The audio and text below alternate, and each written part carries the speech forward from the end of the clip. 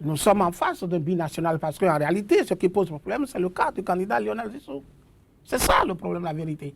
S'il n'avait pas lui, il n'aurait eu aucun problème. Les Béninois sont habitués à aller aux élections. Ils vont aux élections tous les jours, tous les ans, 5 ans, tout ça, 4 ans. Ils sont habitués. Mais sur la question principale de l'élection, vient se greffer une question de nationalité d'un de nos compatriotes. Et je dis, il est béninois. Il est béninois, ça ne fait pas de doute. Je dis là, c'est pas la première fois que et je dis là, c'est parce que nous n'avons pas respecté la loi par rapport à ça. Vraiment. Parce que c'est un binational qui n'a plus de contact sociologique avec son pays d'origine. Qu'est-ce que vous avez sociologique? C'est lui le patron. Ah non, sociologique, avec son milieu d'origine. C'est des choses que la loi a prévues. Les conflits de nationalité sont appelés à être gérés, réglés. Bon, que dit la loi clairement? Je vais vous dire clairement ceci. Vous prenez ce journal officiel de la République du Dahomey. C'est un journal officiel, c'est de 1965. Toujours en vigueur? Toujours en vigueur, oui. Là, le code de nationalité, on n'en a que le seul. On n'en a pas modifié jusqu'à aujourd'hui. Son article 49. Le Dahoméen qui se comporte en fait comme le national d'un pays étranger peut, s'il a la nationalité de ce pays, être déclaré par décret avoir perdu la qualité de Dahoméen. Il est libéré dans ce cas de son allégeance à l'égard du Dahomey à la date de ce décret. La mesure prise à son égard peut être étendue à sa femme et à ses enfants mineurs s'ils ont eux-mêmes une nationalité étrangère. Elle ne pourra toutefois être étendue aux enfants mineurs si elle ne l'est également à la femme. Alors, c'est une question de fait. Nous avons un compatriote et nous constatons visiblement qu'il a une rupture entre lui et nos réalités sociologiques. Parce que la loi, c'est une loi. C'est une loi. C'est la loi numéro 65-17 portant code de la nationalité dahoméenne. Publiée au journal officiel numéro 17, 1965. Encore en vigueur. Donc c'est une question de fait, ce n'est pas une question de droit. De fait, c'est quoi? Vous le constatez, un constat objectif. Bien qu'il soit dahoméen, béninois aujourd'hui, mais dans les faits, ce monsieur, il a une rupture et qu'il exerce manifestement une autre nationalité. Il s'est approprié une autre nationalité dont il fait exercice réellement, au vu aussi de tout le monde. Pour éviter un conflit avec vous ici, le gouvernement devrait lui retirer notre nationalité. Et ça, c'est inspiré de la Convention internationale. C'est l'une des solutions proposées pour éviter les conflits auxquels nous sommes opposés aujourd'hui. Maître Kato Atita, l'homme était conseiller du chef de l'État. En ce moment, vous étiez encore avec le chef de l'État, non? Je ne connaissais pas le Premier ministre jusqu'à aujourd'hui. Je ne peux pas, je veux dire la vérité. Je ne l'ai jamais vu physiquement. Donc il était conseiller depuis la France? Jusqu'à aujourd'hui, je ne l'ai jamais vu physiquement. Je le vois seulement à la télévision nationale. Et je peux vous dire la vérité, j'ai entendu parler de lui lorsqu'il a été nommé Premier ministre. Et je dis, encore là, tout ça aurait dû être fait avant qu'on ne soit arrivé là. C'est une question de fait. Mais on ne fait pas, on n'applique pas la loi. Et je vais vous dire, continuer. La même disposition, vous l'avez dans la loi française. Cette même disposition dans la loi française. Le français, article 23 de leur code de nationalité, en vigueur actuellement, le français qui se comporte en fait comme le national d'un pays étranger peut, s'il a la nationalité de ce pays, être déclaré par décret après avis conforme du Conseil d'État avoir perdu la qualité de français. Et je continue. Perd la nationalité française, le français qui occupant un emploi dans une armée ou un service public étranger ou dans une organisation internationale dont la France ne fait pas partie, ou plus généralement leur apportant son concours, n'a pas résigné son emploi ou cessé son concours nonobstant l'injonction qui lui en aura été faite par le gouvernement. L'intéressé sera par décret en Conseil d'État déclaré avoir perdu la nationalité française si, dans le délai fixé par l'injonction, délai qui ne peut être inférieur à 15 jours et supérieur à 2 mois, il n'a pas mis fin à son activité. Lorsque l'avis du Conseil d'État est défavorable, la mesure prévue à l'alinéa précédent ne peut être prise que par décret en Conseil des ministres. Alors, de part et d'autre, vous avez les mêmes dispositions, mais qui ne sont que la reprise des dispositions du droit international pour éviter le conflit.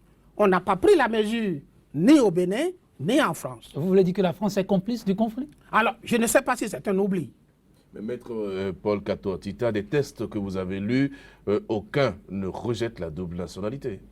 Mais c'est des tests qui règlent le conflit de nationalité. Oui. Lorsque vous en faites un exercice actif, quelque part, et que vous vous comportez de fait comme national de ce pays-là, dont vous exercez de façon active la nationalité, par précaution, il faut vous enlever l'autre.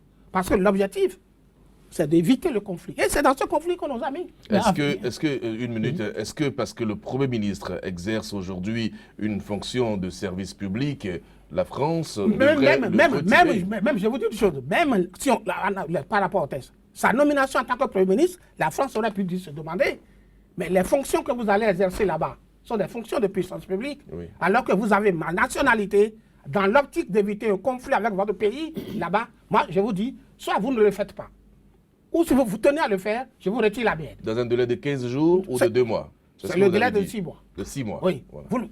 Soit si vous tenez à aller le faire, allez-y, mais moi je vous retire la mienne. Parce que l'objectif, c'est d'anticiper sur un conflit. Et on n'a pas anticipé sur le conflit, et le conflit est là. C'est ce que crée le droit international qui est arrivé. Finalement, tout le monde est complice. C'est nous qui n'avons pas appliqué les principes du droit international. Le Bénin aurait dû même mettre le décret, la loi de 1965 en branle contre lui, qu'il aurait dû se ressaisir depuis longtemps et trouver une solution. Mais qui va mettre en branle si c'est l'exécutif Alors qui là, l'invite? donc de part et d'autre, on n'a pas appliqué la loi. Et on a laissé le conflit comme ça sous nos bras.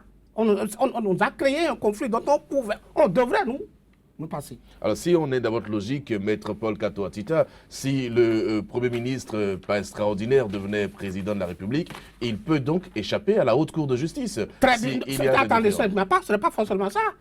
Aucun notre pays ne peut exercer sur lui la plénitude de sa souveraineté. Ça, nous sommes C'est des pas vrai. juristes. Nous sommes des juristes. C'est-à-dire, le problème qui se pose là. Donc, qui s'y pose un acte, on ne peut même pas l'interpeller. C'est un problème d'intellectuel. Ce que je dis là, c'est un problème d'intellectuel et tout intellectuel patriote devrait rappeler à nos autorités l'application de la loi. Parce que nous sommes dans une situation juridiquement ambiguë. Ce n'est pas politique, ambiguë. Notre pays ne peut en aucun cas, je mets au défi quiconque, aucun juriste de me dire le contraire, notre pays ne peut en aucun cas exercer sur lui la plénitude de sa souveraineté, nulle part. Nulle part, vous ne pouvez nulle part. Soyez plus clair. Maître Paul Kato-Atita, si aujourd'hui on reproche au Premier ministre devenu président, laissez-moi aller jusqu'au bout, des faits de droit, des faits délictueux et tout le reste, vous voulez dire que si pas extraordinaire se retrouvait même à l'intérieur de notre pays, sur le territoire français, peut-être à l'ambassade de France, on ne pourra rien Vous faire ne pour pouvez lui. rien contre lui s'il rentre même à l'ambassade de France.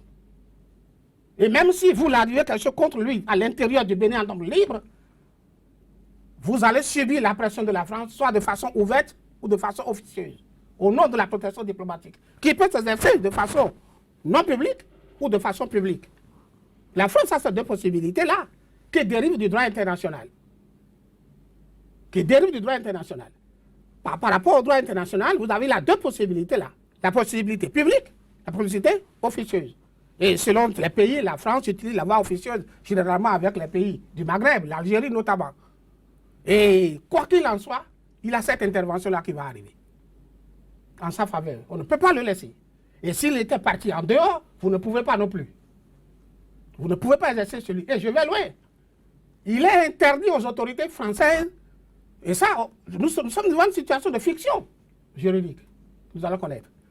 Lorsqu'il va rentrer en France, sur le territoire français, il va se retrouver devant le président français, les ministres français. Il est de quelle nationalité? Et les béninoises. Non. Le droit international les autorise à le considérer comme leur national. C'est dans la Convention de 1930. Donc, un président. Je n'ose pas dire. C'est dans la Convention de 1930 de la Haye. Je n'ose pas dire que ça devient un président français devant un président français. Convention, je dis bien la Convention sur les binationaux de la Haye de 1930. Vous avez lu ça dedans. Tout État confronté à cette question de binationalité considère l'intéressé s'il le veut bien comme son nationalité sur son territoire. Et il est interdit aux autorités françaises, administratives et politiques, de le prendre comme nationalité étrangère. Le reste, on va faire la fiction. Peut-être pour ne pas heurter les susceptibilité des Béninois. Mais juridiquement, c'est ça.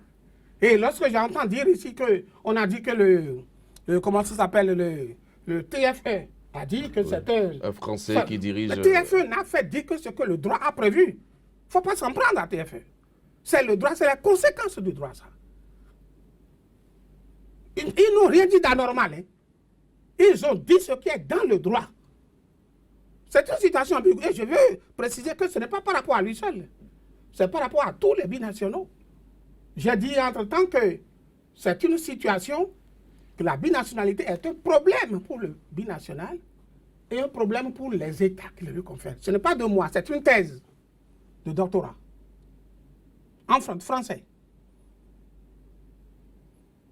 C'est le titre d'une thèse de doctorat français. C'est un réel problème. Mais il y a quand même des niveaux de binationalité, Maître Paul Kato Atita. Vous avez parlé de réalité sociologique. Oui. Et nous avons des binationaux qui ont eu un ancrage au Bénin. C'est des cas différents. C'est l'effectivité de la nationalité. La nationalité est-elle effective ou ineffective? À l'heure où nous parlons, aujourd'hui, lorsque les politiciens crient allô, allô, allô par rapport au Premier ministre, c'est parce que le constat est là que sa nationalité béninoise n'apparaît plus effective. Ça devient une nationalité sur papier, théorique. Par contre, nous avons des compatriotes qui ont ça, mais qui ont, non, la nationalité béninoise est demeurée effective parce que, je dis, ils vivent en tant que béninois. Normalement, la sociologie béninoise est demeurée en eux. C'est ça la nuance. Et j'ai écouté, comment il s'appelle, le professeur Boyonvi, la dernière fois sur Canal 3, il dit que si le Premier ministre l'avait contacté, il lui aurait demandé 5 ans avant de venir. Ça, il n'a fait que traduire les conditions qu'il faut pour s'acclimater et pour reprendre la vie sociologique normale du Bénin. Il n'est pas juriste, mais il a exprimé l'intérêt d'une disposition de la loi. C'est-à-dire, c'est cela. Donc, le problème est que toute nationalité doit avoir une base sociologique. Et lorsque la nationalité manque de base sociologique, il faudrait tout simplement retirer ça à l'intéressé. Il faut que le droit soit le reflet du fait. C'est l'expression, c'est utilisé dans les lois. Kato Atita, aujourd'hui, la machine est en branle. Oui. Quelle est la formule qui s'impose devant le droit? La crise est là et il faut l'assumer. Et tout ce qu'il faut prier, c'est que ça puisse se passer sans grands incidents pour notre pays. Mais c'est que les conséquences juridiques vont peut-être se dérouler après. Et dans le temps, si on avait un président binational, si les Béninois portent le suffrage, c'est leur droit, ça va poser je ne sais pas, la gestion juridique. C'est ce que je dis à juridique. Et attention, il y a un autre volet de la chose. Pour nous, dans notre lecture du CV, de la vie sociale du Premier ministre, il est béninois. On ne peut pas nier ça. C'est-à-dire, il est national béninois. Sur papier. Sur papier, c'est ça. Ce n'est pas qu'il n'est pas béninois. Il ne faut pas, ceux qui disent ça, non, c'est contre le droit. Mais le problème, c'est la nationalité qui est effective en lui, qui se pose. C'est ça le problème. Ce n'est pas qu'il n'est pas béninois, il est béninois. Né d'un père béninois, il est béninois. Mais c'est maintenant la question de l'effectivité qui se pose. Cette effectivité, malheureusement, le met dans le système, dans le pays français. Alors, il y a un autre problème du droit international qui va se poser, qui se pose dans ces cas de choses. Il ne faut pas oublier les relations géopolitiques et géostratégiques. Qu'est-ce que ça induit? Ah oui. Les relations internationales. Internationales même. Pour nous, c'est notre compatriote. Parce qu'il est né d'un Béninois. Et s'il est notre compatriote, ça s'impose aux autres, non? Non, pas du tout. En droit, l'effectivité étant français, il a le côté français de sa nationalité qui domine en lui. Mais des pays avec lesquels nous sommes en relation internationale et qui ont son parcours, ils ont des juristes, ils ont des avocats, ils ont des structures d'études juridiques, de recherche, qui en analysant son parcours vont demander à ces pouvoirs-là de ces chefs d'État de ces pays. Mais en réalité, le président du Bénin, il est béninois, c'est vrai, mais en réalité, en droit, il est de quel pays? Et puis tous ces pays sont amis à la France, il n'y a pas de problème, non? Vous ne pouvez pas dire ça, les relations internationales. Si nous avons un pays qui n'a pas de bonnes relations avec la France et qui est convaincu que notre national est un national en réalité français, ça peut amener des méfiances. Mais donc là, Babalo, avec ce que nous entendons là... Ça peut amener la méfiance. Parce que Monsieur- n'oubliez pas, hein, oui. le président de la République, dans la Constitution, c'est lui qui sauvegarde l'intégrité du Bénin, c'est lui qui négocie les accords, les traités, tout ça, il nomme les ambassadeurs. Et il y a, au plan de la CEDEAO, il y aura des problèmes, certainement, tout ça. C'est une question de confiance. Vous savez, écoutez, lorsque le président québécois a pris le pouvoir ici, jeune militaire à l'époque, révolutionnaire, il faut voir autour de lui ses relations. Quels étaient les pays qu'il fréquentait le plus de la région? C'était le Rolling du Ghana. Et quand Sankara est venu, il a crié bravo. Il est devenu allié au régime burkinabé. Et il avait pris ses Touré. Mais la Côte d'Ivoire, le Togo étaient des pays dont il se méfiait beaucoup. Bon, aujourd'hui, dans les accords, les États négocient et traitent les questions d'armement, les questions de confidentialité au niveau élevé de l'État. Ça pose un problème parce que eux, ils auront certainement, ils savent qu'il est en droit. La question est une question de droit et de relations internationales. Mais celui-là, c'est le chef d'État du Bénin, mais en réalité, il est ici. Pouvons-nous lui confier cet élément confidentiel de notre géopolitique? Maître Katouta Tita, on va écouter très rapidement. Donc là, mais avec ce développement, est-ce que quelque part on n'est pas en train de vouloir donner raison à ceux-là qui, un peu trop tôt, ont dit que les Béninois ont besoin de s'asseoir et de discuter? Un petit instant. Pour être franc avec vous, je préfère ce débat hautement technique et juridique que le débat politique qui se mène sur la nationalité de Lionel Zissou et sur des éléments très subjectifs.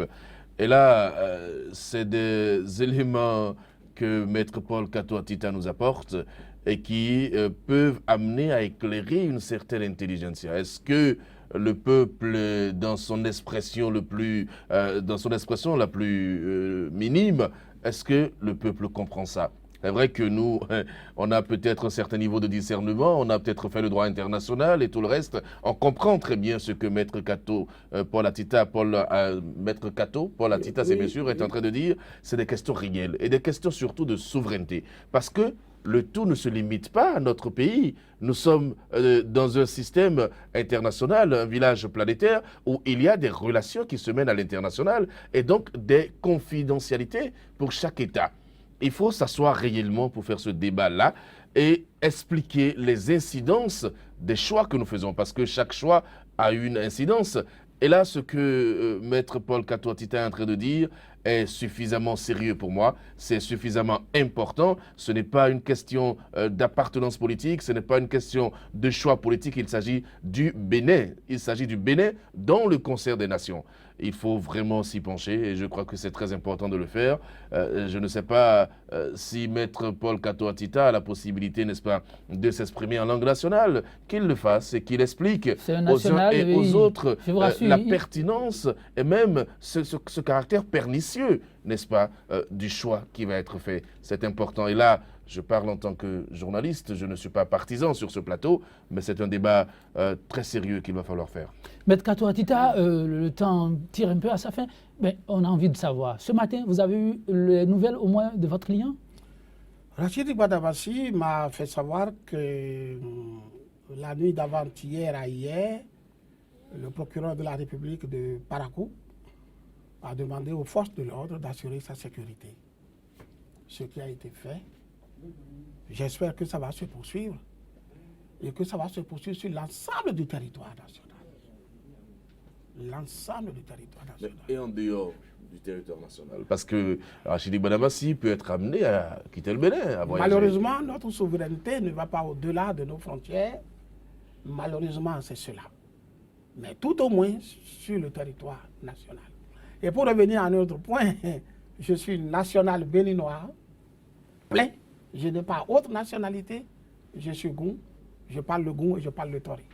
Et je comprends le fond. Maître Paul Kato Tita, je ne sais pas si... Oui, je le permets très rapidement, oui. Mais il y a un cas, par exemple, aux États-Unis d'Amérique, l'ambassadeur du Bénin aux USA est resté tout le temps aux USA. Il est américain et bien sûr son ancrage territorial, c'est bien sûr les États-Unis d'Amérique et pourtant il a été nommé ambassadeur. Ne défend-il pas, lui, les droits du Bénin au pays de l'oncle Sam? Je vais vous l'expliquer. C'est question de fonction. Le degré de fonction. qu'on confie à un binational. Même le Premier ministre, là où il est là aujourd'hui. Notre Premier ministre n'est pas un Premier ministre constitutionnel. C'est la volonté du chef de l'État. Ça a un rang de simple ministre. Ok. Ça ne pose pas un grand problème tant que le président Yahya Boni est là, qui lui est un béninois authentique, connu de tout le monde, Et qui lui fait confiance. qui ne pèse aucun doute sur sa loyauté et sur son allégeance pour notre pays. Et constitutionnellement, c'est lui qui a les destinées du Bénin en main. Donc, il couvre tout. Jusque-là. Donc, ça peut s'expliquer et comprendre juridiquement qu'il n'a pas de problème. Mais lorsque c'est celui qui est le président Yahya Boni, qui est là aujourd'hui, le garant de ça, et qui inspire confiance aux Béninois, lui s'en va, et que c'est l'autre seul à la tête. Ça, je dis une chose, juridiquement, je ne suis pas politicien, je ne fais pas de la politique. Ne soyons pas surpris par un scandale, par un incident juridique. Et je vais vous dire une chose, le drame, ce qui s'est passé à Djougour, ce n'était pas banal juridiquement. Si jamais le Premier ministre avait eu un problème, ce serait le premier incident entre la France et le Bénin. Au plan juridique, à propos de sa personne. Mais c'est un... Juridiquement. C'est un accident. Ce n'est Ah pas- non, non, non, vous allez vous expliquer aux autorités françaises et à la justice française. Vous allez vous expliquer qu'est-ce qui a pu arriver. Donc les Béninois s'amusent avec le feu. Ah oui, oui, oui. Ce n'était pas juridiquement, je dis, hein, ce qui s'est passé là. Si jamais il avait eu un mal, bah, vous aurez à répondre. Donc le Bénin a évité le plus de justesse il a avec une la femme, France. Il a des enfants qui, eux, sont là-bas. Et qui n'auront à s'adresser qu'aux autorités françaises et la justice française. On peut négocier, non, on est des frères, les enfants qui sont ici. De leur expliquer comment ça s'est passé. Comment ça s'est passé. Oh non, c'est des éléments du droit international. Je vais vous dire une chose. Mais ce que je dis là, ça s'étudie en 3e année, ça s'étudie en 4e année, ça s'étudie dans les trucs en thèse en année de doctorat pour ceux qui empruntent le doctorat et ceux qui le pratiquent. Et ça fait 30 ans que je pratique le droit en tant qu'avocat.